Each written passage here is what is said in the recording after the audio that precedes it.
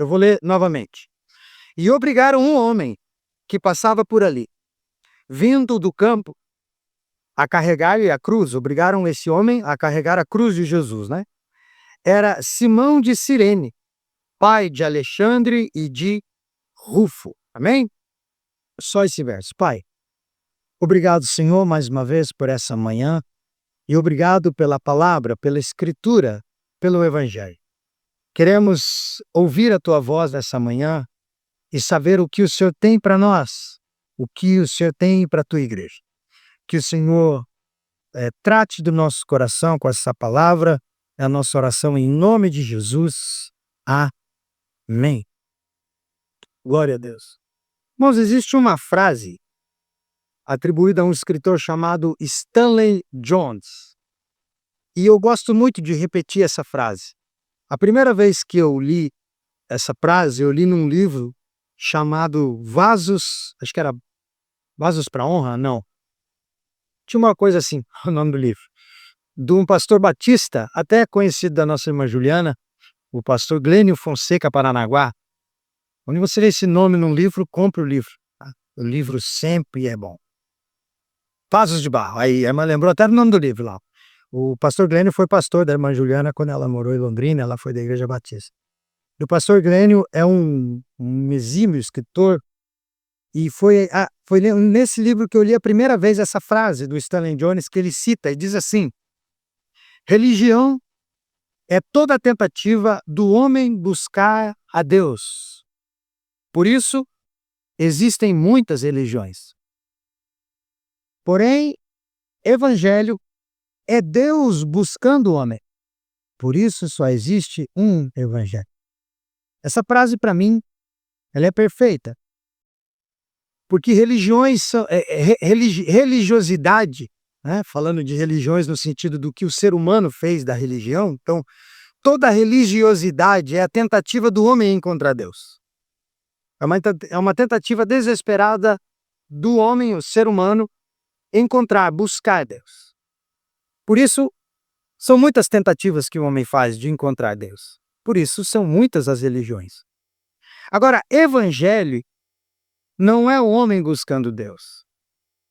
Evangelho é Deus buscando o homem em Jesus.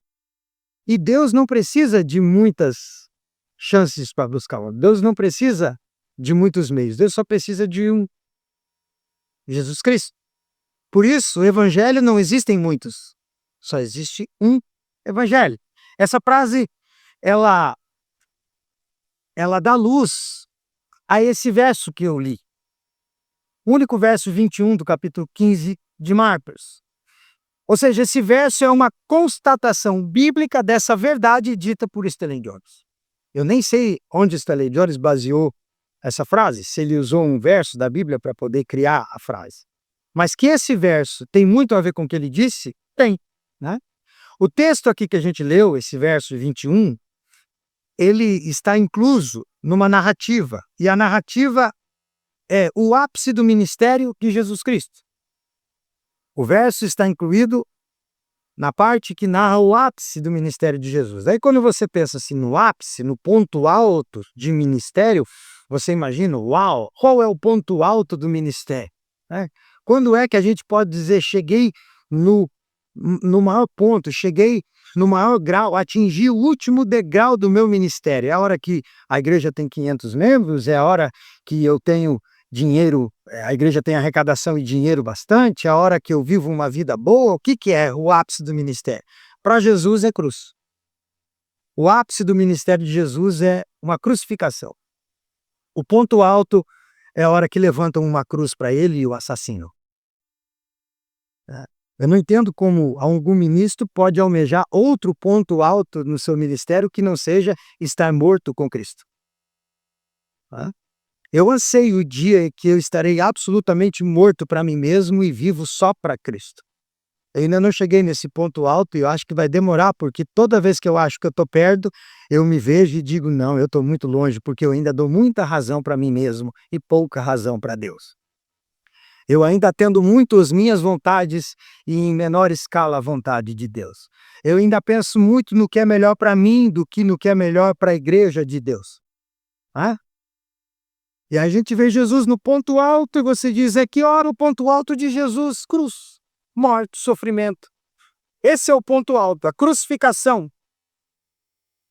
E você pensar na crucificação, a gente tem que pensar não numa morte simples, mas a crucificação é algo cruel, né? A crucificação talvez seja o ápice da crueldade do ser humano. A crucificação é esse ponto alto também da crueldade humana, certo? Primeira coisa que a gente tem que entender é que a morte por método de cruz não foi inventada pelos romanos. Ela foi inventada pelos persas. Muito antes dos romanos, os persas já usavam esse método para matar, né? Para matar pessoas, infratores. Os romanos emprestaram esse método. Só que a crueldade do método da cruz, de matar pela cruz, não se resumia apenas em crucificar alguém, pregar alguém numa cruz, mas ela desenvolvia ou se desenvolvia numa espécie de ritual de morte. Antes da cruz existe uma liturgia de morte. Então, quando a sentença de alguém, de um criminoso, era morrer numa cruz, era criada uma excitação estranha no lugar, uma expectativa sádica. Os soldados ficavam em frenesi quando sabiam que tinha alguém para ser crucificado, porque era um momento em que a maldade humana teria espaço. Vamos matar alguém que merece morrer, portanto, não tem limite para a nossa crueldade. Não tem limite para a nossa tortura. Ele merece morrer e ele tem que ser morto como exemplo, ou seja, para que alguém que esteja pensando em fazer o mesmo que ele fez, pense duas vezes. Então nós vamos matá-lo com requintes de crueldade, como um sinal para outros. Então, a expectativa no lugar era terrível, tanto para quem gosta de assistir, né, para quem gostava de assistir esse tipo de ritual da morte, como para quem aplicava esse ritual no caso dos soldados. Um verdadeiro show de horrores era a liturgia desse método penal de matança.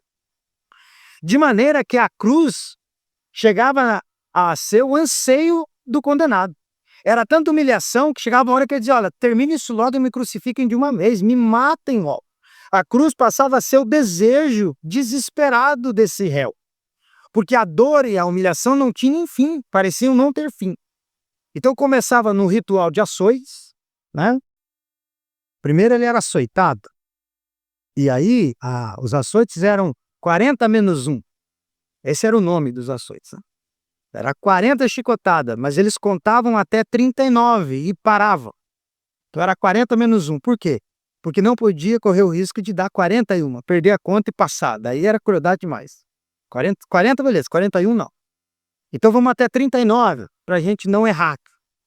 Então 40 menos 1, açoites. Jesus passou por isso, a gente sabe, né? Depois, o réu era levado a um tribunal, ele era julgado, colocado no meio de soldados e espancado, né? Depois de condenado pelo juiz, ele era espancado. E aí ele tinha que carregar o instrumento da morte. Ele tinha que carregar, no caso, a própria cruz.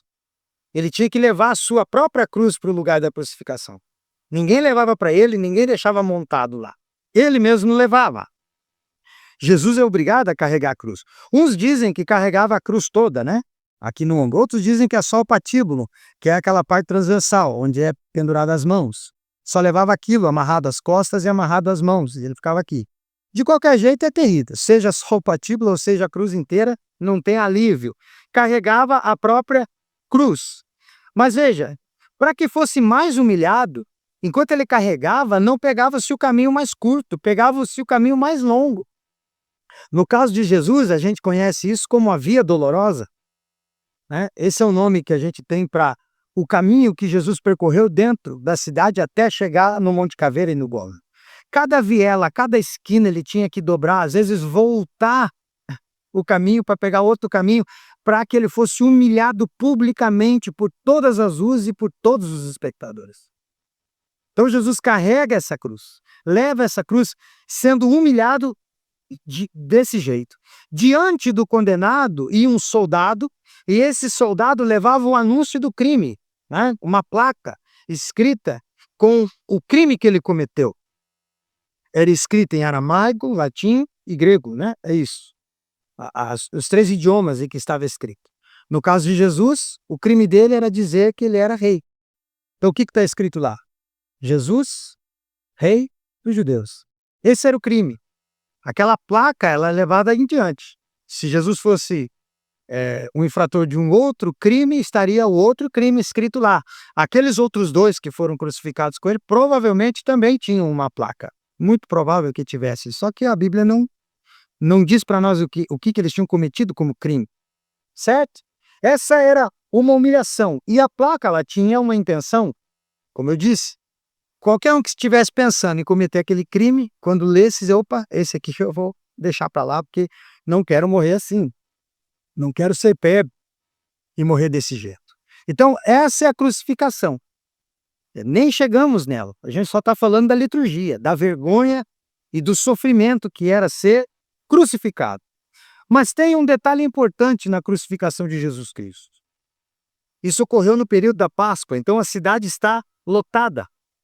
Tem muito peregrino, muito judeu que mora fora e que vem para Jerusalém observar a Páscoa, viaja até a Cidade Santa para esse momento especial do ano, para essa festa especial. Então a cidade está lotada, cheia, certo? E nesse momento é onde vêm religiosos observar a sua religião. Romaria de gente. A Páscoa é um período em que a gente tem que ir para Jerusalém, porque é o dia da nossa religião. A gente tem que ir para a Cidade Santa. Então tem muito religioso fazendo romaria, caravana para vir à cidade. Então você vê o Cristo do Evangelho, né, andando pela cidade para ser crucificado e humilhado, e você vê religiosos que vêm cultuar a Deus em Jerusalém nesse período. Vêm adorar ao Senhor. Esse é o encontro, certo? Então o que a gente entende desse preâmbulo, dessa introdução, dessa explicação? Que nesse texto a gente tem os peregrinos da religiosidade que foram encontrados pela cruz. Pelo menos um. Peregrinos da religiosidade encontrados pela cruz. Lembra da frase do Stanley Jones? Religião é toda a tentativa do homem encontrar Deus. Por isso são muitas religiões, porque o homem tenta de tudo para achar Deus em algum lugar. Evangelho é Deus buscando o homem, por isso só existe um evangelho. Aqui tem religiosos peregrinando, tentando encontrar Deus dentro de um ritual religioso. Do outro lado tem o Cristo e a sua cruz, o evangelho. Buscando. Então, peregrinos da religiosidade encontrados pela cruz. Primeiro, eles são apropriados pelo Cristo e a sua cruz. São apropriados pelo Cristo e pela cruz de Jesus, que é o verso 21 que eu li. E obrigaram um homem que passava por ali, vindo do campo, a carregar a cruz. Era Simão de Cirene, pai de Alexandre de Rufo, diz o texto. O texto então diz para nós que no caminho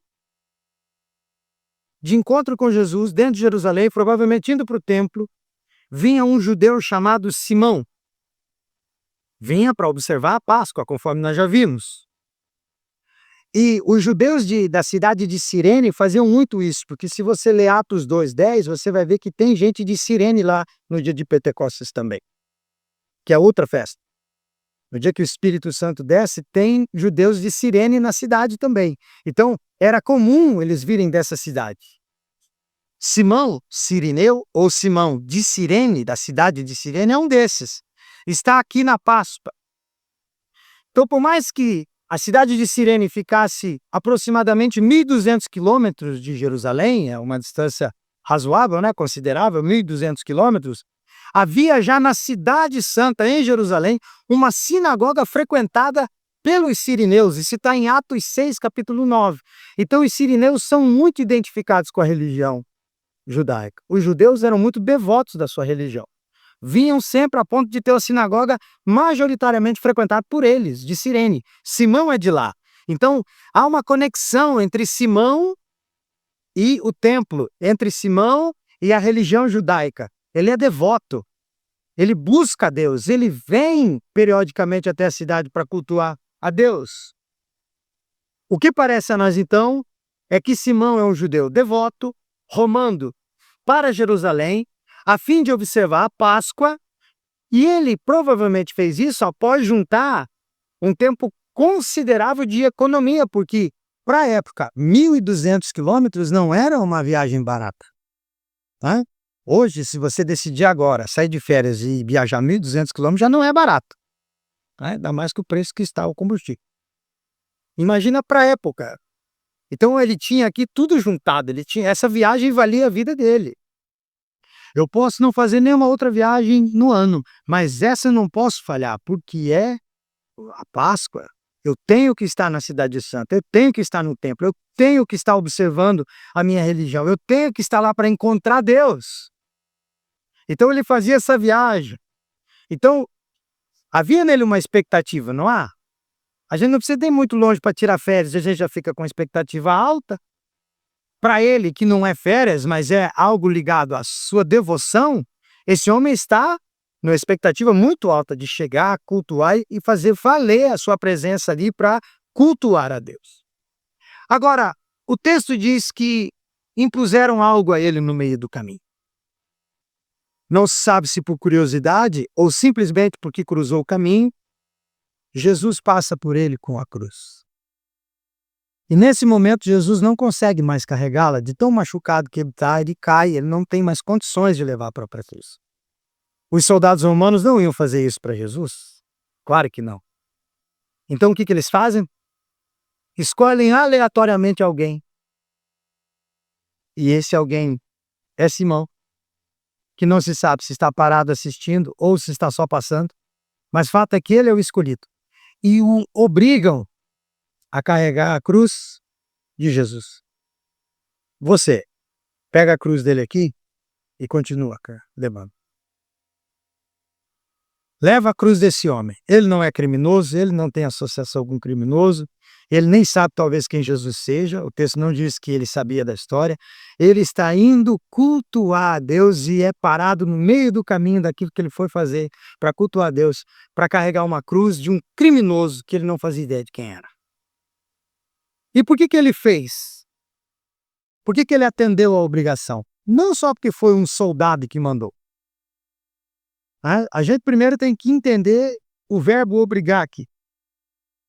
Ela aparece 2 vezes só no Novo Testamento. Aqui e em Mateus 5,41, que foi o texto que eu li no começo com vocês.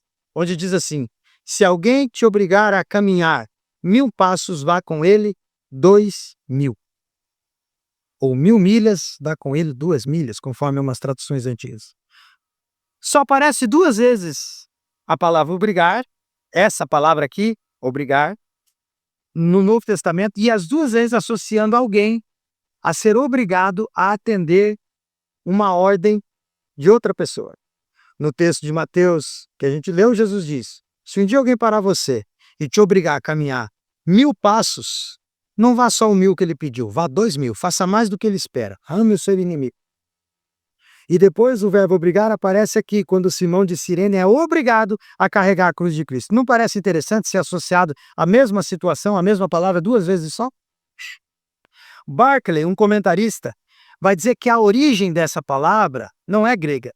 Por mais que agaremi seja obrigar no grego, ela tem uma raiz persa, é uma palavra grega que veio do idioma persa.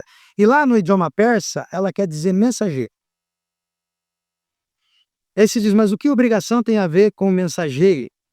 Como a gente entende isso? Veja, os persas eram conhecidos por possuir um sistema de correios muito eficiente para a sua época. Muito eficiente o sistema de correio, de mensagens dos persas. Né? Eles haviam criado um método para que as mensagens militares deles não sofressem nenhuma interrupção até chegar no destino. Quando alguém tinha que enviar uma mensagem militar sobre uma guerra, sobre uma emboscada, seja o que fosse, eles criaram um meio para que saísse daqui e chegasse na distância que tivesse que chegar do método mais rápido, sem nenhuma interrupção.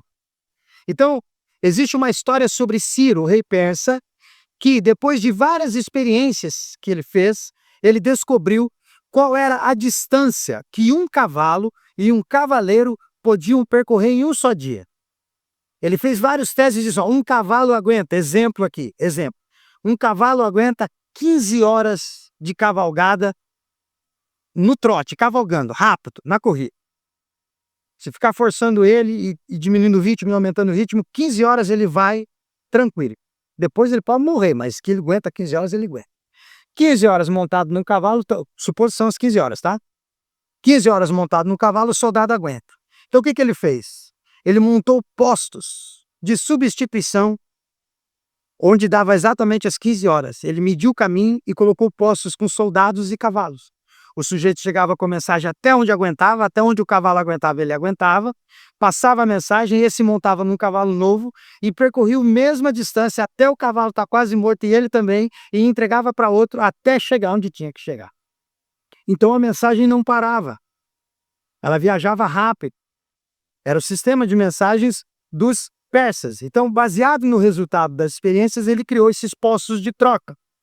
Porém, ele tinha que contar, por exemplo, com os acasos, o cavalo se machucar, o soldado cair do cavalo e se machucar, e cair antes do posto. Como é que faz? Eu tenho que contar com isso. Aí ele criou uma lei que o soldado podia obrigar qualquer pessoa que estivesse no local a montar um cavalo e a levar a mensagem. Ele chegava em qualquer um e dizia, essa mensagem está aqui e eu estou te obrigando, monta nesse cavalo e leva até tal lugar. Era obrigatório. Não importa o que a pessoa estivesse fazendo, se ela tinha a ver com a guerra ou não, não importava nada. Ela tinha que fazer. Vocês assistem muito filme como eu sei. Vocês lembram de quando, nesses filmes de policial, né? O policial está perseguindo alguém, acontece algo, ele para e mostra o distintivo para qualquer carro e diz, preciso do seu carro. Desce do carro, eu preciso do carro que eu estou numa perseguição. E no filme a pessoa desce, fica desesperada, ele entra no carro do sujeito e continua. É mal comparando a isso. A autoridade tem o direito de tomar posse da sua propriedade, no caso um carro, porque ela está num assunto oficial. E você é obrigado a dar. Não importa se ele vai tacar fogo, se ele vai bater, o que ele vai fazer. Se o Estado vai te devolver outro carro ou não. É mais ou menos aquilo do cinema, mas aplicado aqui.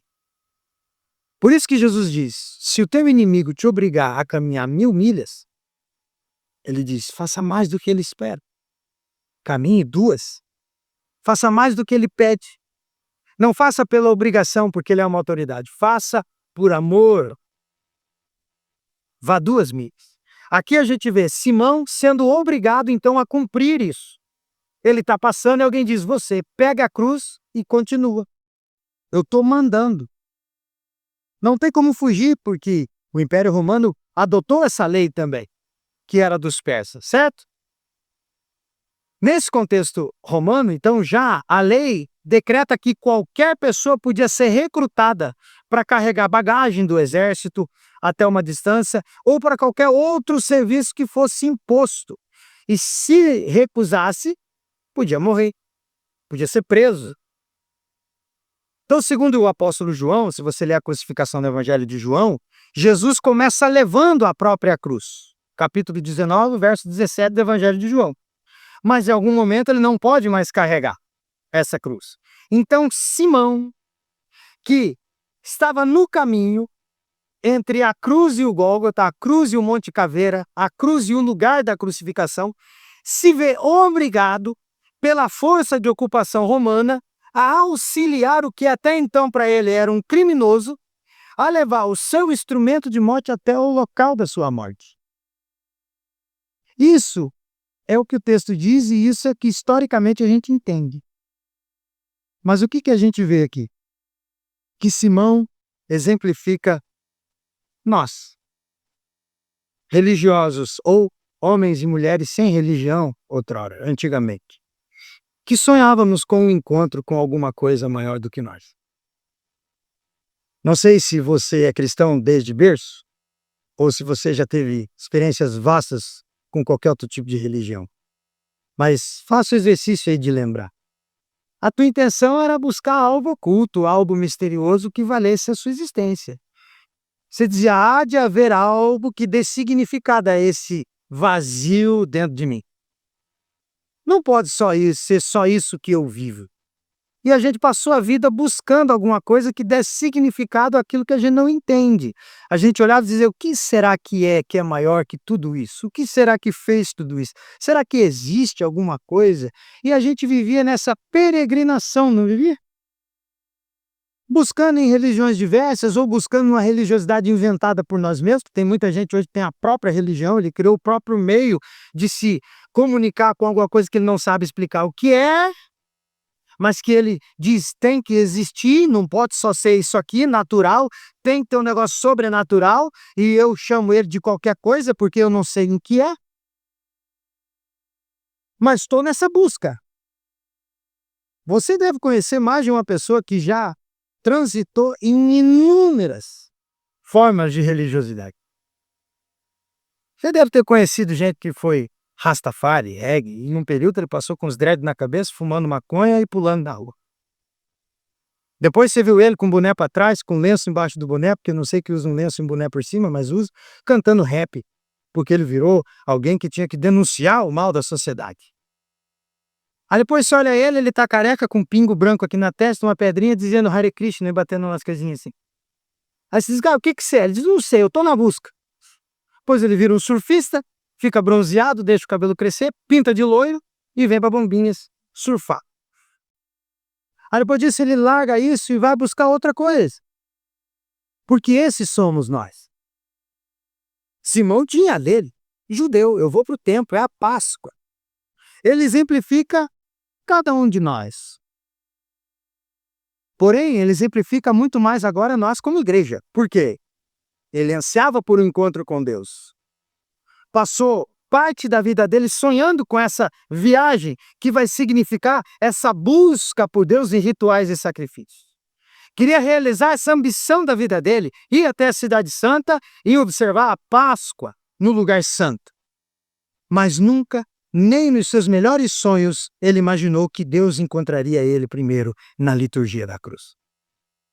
Deus se apropria de Simão.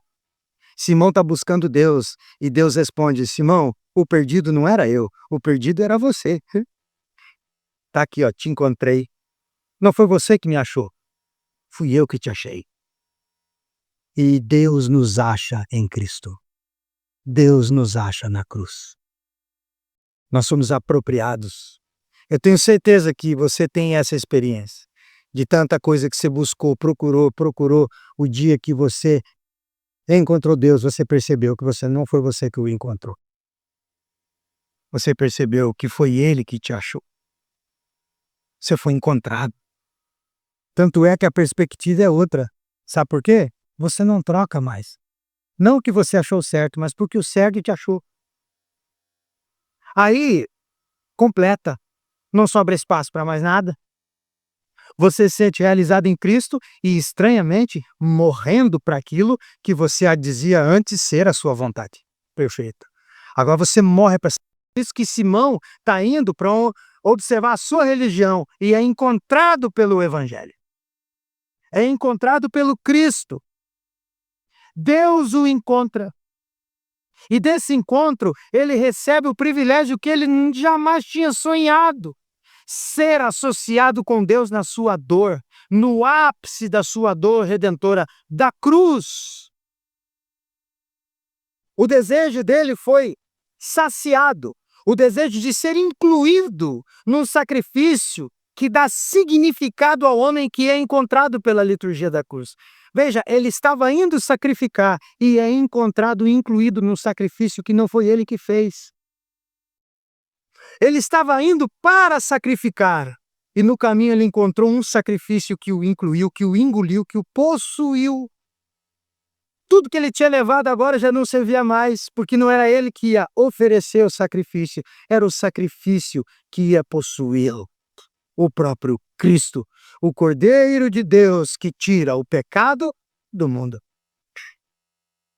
Lembra aí na sua mente o dia que você foi encontrado, o dia que fez sentido, o dia que você olhou e disse: acabou a busca, não porque eu achei, acabou a busca porque ele me achou. É isso que acontece na liturgia da cruz. Eu não quero exagerar o texto e nem forçá-lo, mas de certa maneira, Cristo e a sua cruz continuam caminhando na via dolorosa e possuindo pessoas que estão buscando Deus do jeito errado e encontrando pessoas que estão afadigadas nessa busca, nessa espera que não encontram. Por isso, quando encontram, morrem para si mesmos, morrem para suas buscas, para ficarem agora vivendo naquele que os encontrou. Esse é o Cristo e a sua cruz. Isaías vai dizer isso de outro jeito. Todos nós andávamos desgarrados como ovelhas. Cada um se desviava pelo seu caminho, mas o Senhor fez cair a maldade de todos nós sobre ele. Todos nós éramos essas ovelhas, irmãos, vivendo aí, tentando encontrar sentido aqui, sentido ali. Será que a vida é só essa bagaça toda de bebida, droga e sexo livre? Deve ser, eu vou experimentar. Daí o sujeito vê que não é. O que será que é? Será que é ter uma família? Ter uma mulher e ter filho? Aí ele vê que não é também isso. Que isso por si só não preenche vazio nenhum. O que será que é? Andando desgarrado como ovelha sem pastor, sem rumo. Mas daí vem Deus, faz cair a maldade da nossa busca errada nele, e aí nele a gente se encontra. E onde a gente se encontra em Jesus? Na sua morte, no seu sacrifício. A gente não encontra Jesus num templo bonitão, a gente não encontra Jesus com terno e gravata e gel no cabelo, e como um grande coach ensinando dicas para viver bem. A gente encontra um Cristo sangrando, carregando uma cruz e dizendo: pega ela aqui comigo porque agora você é meu.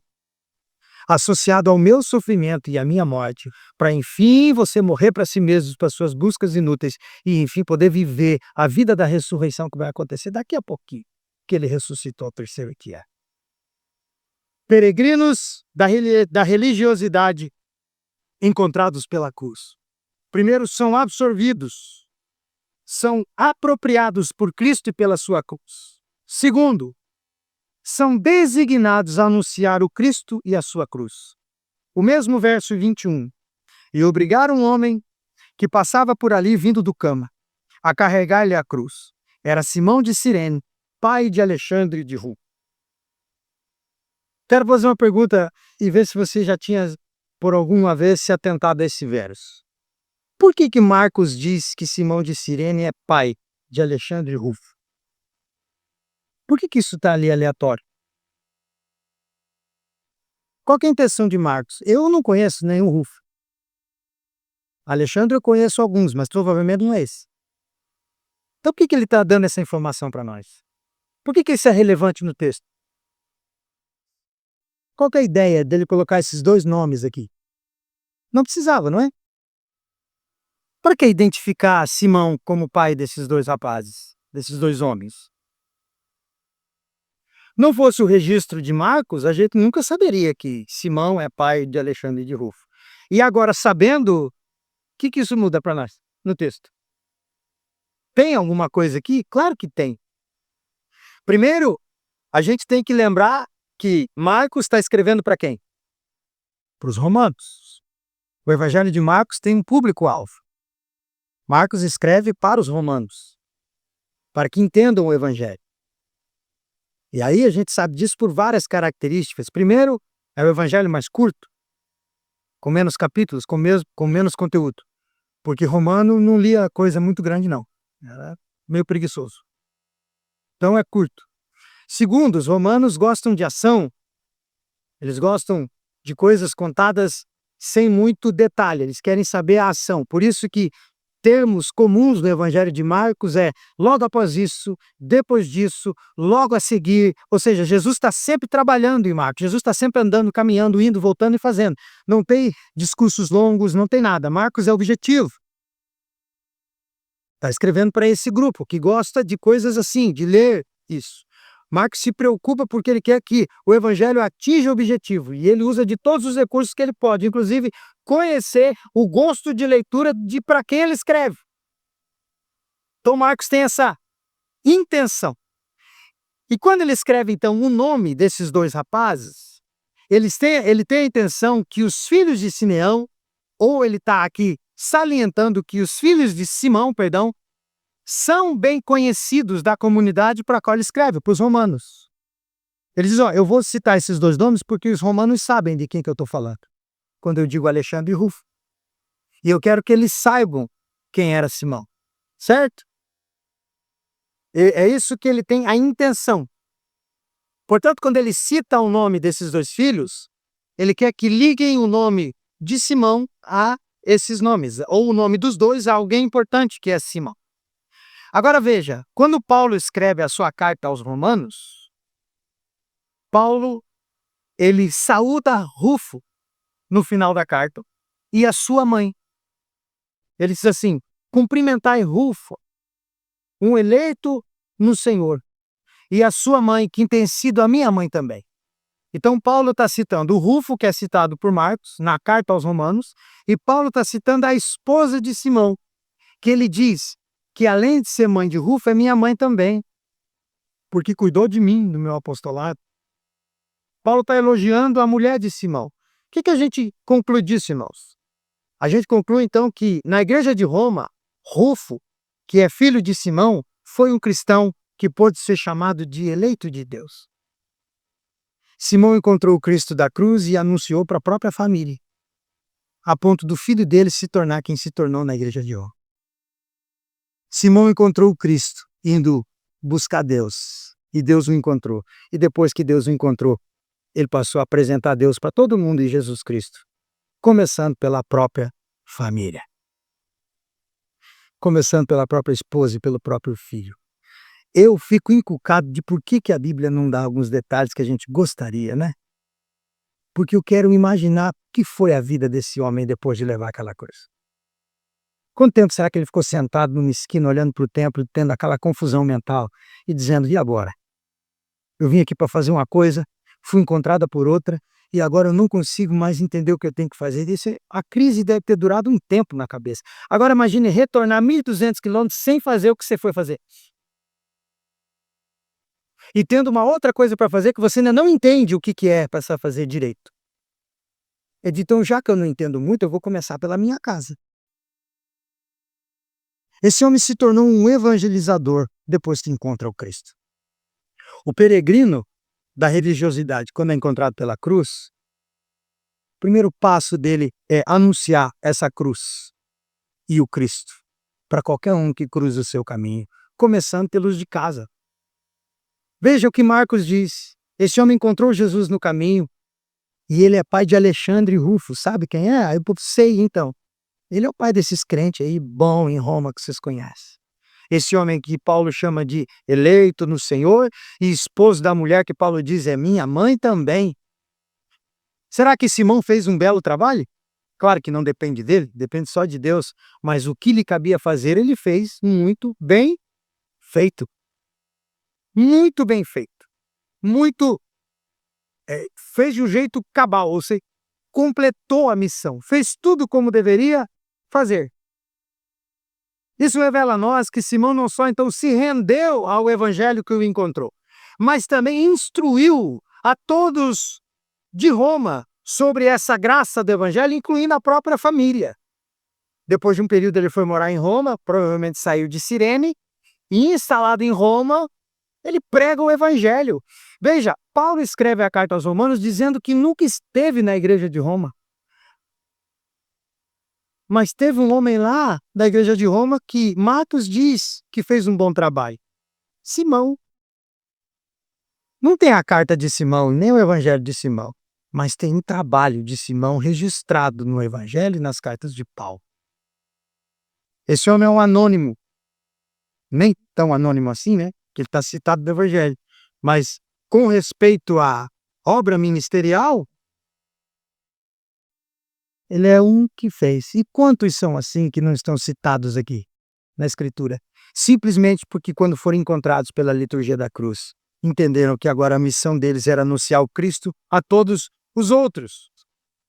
Sobre isso, Isaías também diz: como são belos sobre os montes os pés do que anuncia as boas novas, que proclama a paz e anuncia boas coisas, que proclama a salvação, que diz a Sião: o Senhor reina. Esse é o efeito no homem e na mulher quando é encontrado pela liturgia da cruz. Anunciar na cruz o fim das peregrinações, o fim das buscas intermináveis. Quando Simão provavelmente via alguém religioso na busca de Deus, dizia: vem cá, eu vou te mostrar como acaba essa tua busca, como acaba essa tua viagem interminável de encontrar sentido para a vida. Aonde que ela termina? Eu vou te mostrar onde ela termina. Termina na cruz. Anuncia a cruz. Anuncia que Deus se revelou aos homens, levando os seus pecados e sendo punido pelos pecados dos homens. Mostrei uma frase que as pessoas gostam de escrever, principalmente no período da Páscoa. Ele diz assim, ele não me julgou, ele me amou. Daí coloca a coroa de espinhos, cravos e bota um banner no Instagram, não? Na rede social. Ele não me julgou, ele me amou.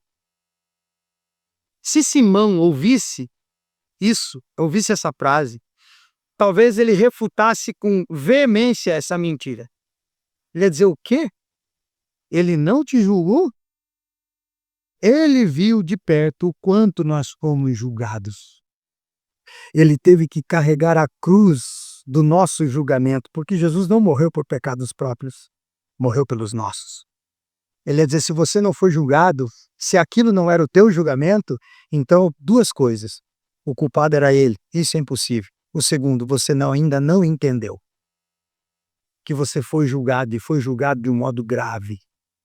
Ele morreu por você. Fomos punidos em Jesus, punidos nele. Fomos julgados em Cristo. A liturgia da cruz foi por nossa culpa, culpa do nosso pecado.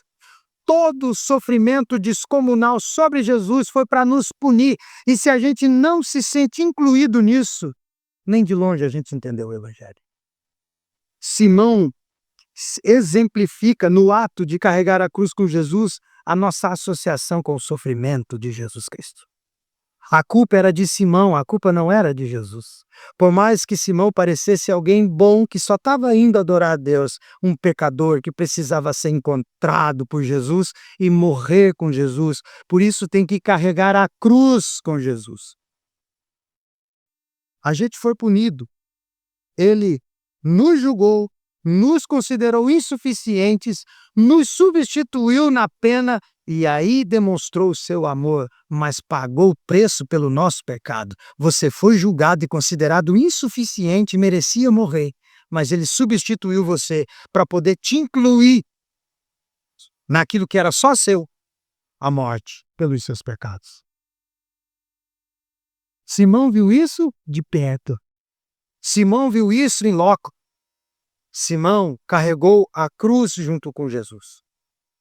De maneira que se a gente não enxerga o nosso julgamento em Jesus Cristo, não é o amor de Deus que está em nós, mas ainda a ira dele. Porque se nós não fomos julgados com ele na cruz, o que sobra para nós? A ira dele sobre os nossos pecados. Ainda estamos em pecado. E a ira dele ainda está sobre nós.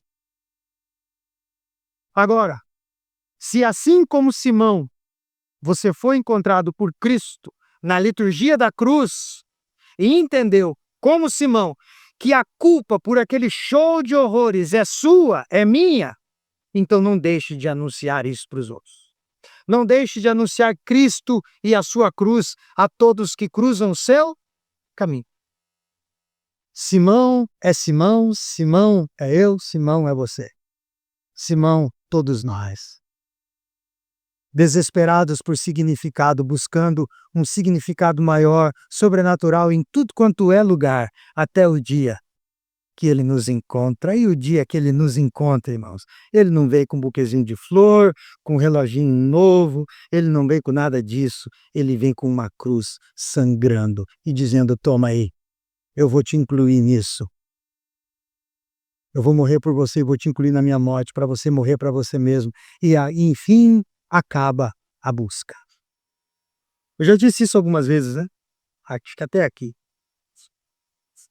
Antigamente, eu vivia em função de encontrar dias que valessem a pena viver.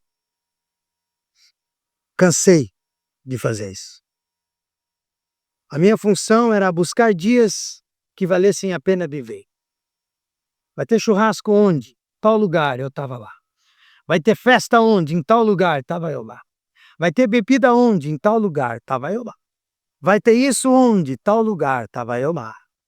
Buscando dias que valessem a pena viver. Para ficar na memória, esse dia foi louco. Esse dia foi muito louco. Dias que valesse a pena viver, que acabavam um prazo de validade muito curto e no outro dia era só tristeza, ressaca, destruição moral e caráter lá no chão. Vivia atrás de dias que valesse a pena viver. Mas um dia Cristo me encontrou e eu descobri o único dia pelo qual vale a pena morrer. Jesus. E aí quando eu descobri que a questão da vida não é procurar dias que valham a pena viver, mas encontrar razão pela qual vale a pena morrer, aí eu encontrei sentido. Porque daí a gente encontra a única razão pela qual você entrega a tua vida. Você diz, eu morro por isso. Não é eu vivo por isso, eu morro. Eu morro por Cristo, eu morro pelo Evangelho. Eu morro para ser encontrado nele e ser contado entre aqueles que morrem diariamente para ele. Eu faço de tudo para morrer para mim mesmo. Esse é o dia. Tem uma poesia de Agostinho e eu queria ler para você um trecho. Está no livro Confissões. E ele diz assim: onde te encontrei? Para te conhecer? Não estavas ainda em minha memória antes de eu te conhecer. Onde então te encontrei para te conhecer? Se não em ti mesmo? Fora de mim? Acima de mim? Não existe nenhum lugar. Vamos para frente e para trás. E não existe nenhum lugar fora de ti. A verdade é que, por toda parte, tu ouves os que te consultam.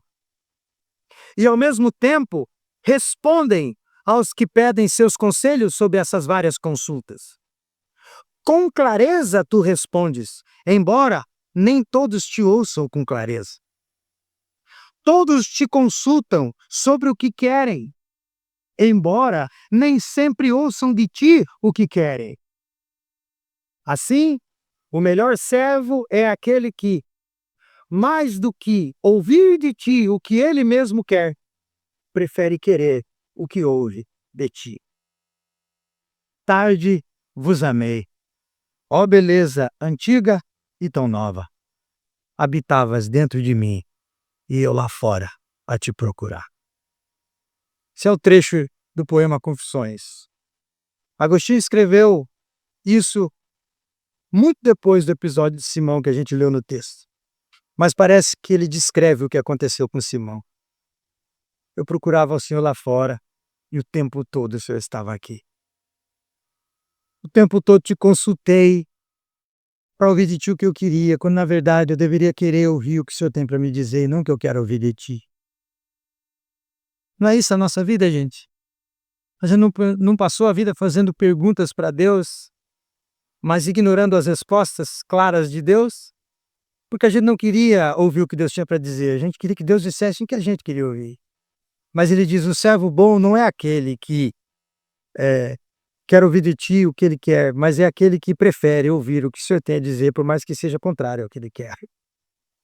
Cristo é a salvação dos nossos pecados, e isso é uma ofensa para nós. Se diz o quê? Eu não posso me salvar sozinho? Eu não posso encontrar Deus com os meus métodos? Não, não pode. Não pode, porque não há nada fora de Deus. Não há nada fora de Cristo. Dentre todos os convocados a levar a cruz e seguir Jesus, Simão foi o único que ajudou o Salvador a levar a cruz de todos.